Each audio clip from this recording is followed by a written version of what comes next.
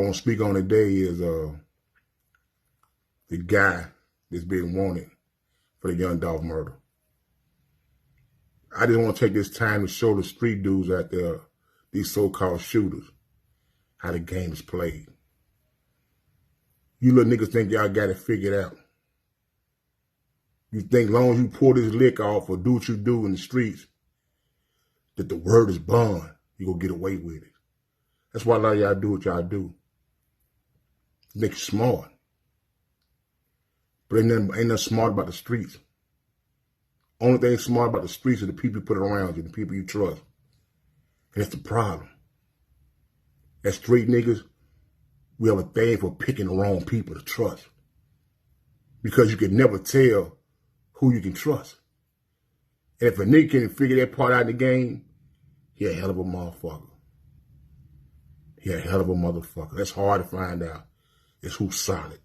Because you never know who's solid until they've been tested. And I've been preaching this shit for the longest. What I want to speak on is nobody never paid attention to the roundup, the Memphis roundup, when they picked all them people up, 300-some people. I knew then the young Dolph murder was going to be solved. As you can recall, an episode of The Wire, which was written by an ex-police officer, detective. It was a scene in there where they want to solve a murder. So he said, what we're going to do is go on the block, hit the block, and harass everyone on their block. Hopefully we catch them dirty with some drugs or some guns, and they'll tell us who did that murder. I'm like, wow. That's why he used to come on our block and raid and pat niggas down every time something happened. Because they was depending on informants or someone telling to help solve their case. They've been doing this shit for years. They're doing it now. They could have been done on roundup. They waited until it was a big case like a young Dolph case to do a 300 roundup. They knew somebody at roundup had some valuable information that was willing to save their own self. See where the game is fucked up at.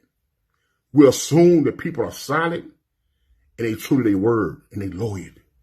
No, they ain't. They loyal to themselves. Just because they don't say anything about a murder they know about, don't mean they never tell it. That murder's like, let me use an example, saving dollars in the shoebox, saving quarters and dollars in the water jug, saving money in the armrest. You'll never use that money, never touch it until when? Until you need it. And that's how these secrets is. These niggas that never use that secret until they need it. What makes you think a nigga that loyal to you in the streets to where he'll hold on to some information he got about you when he can say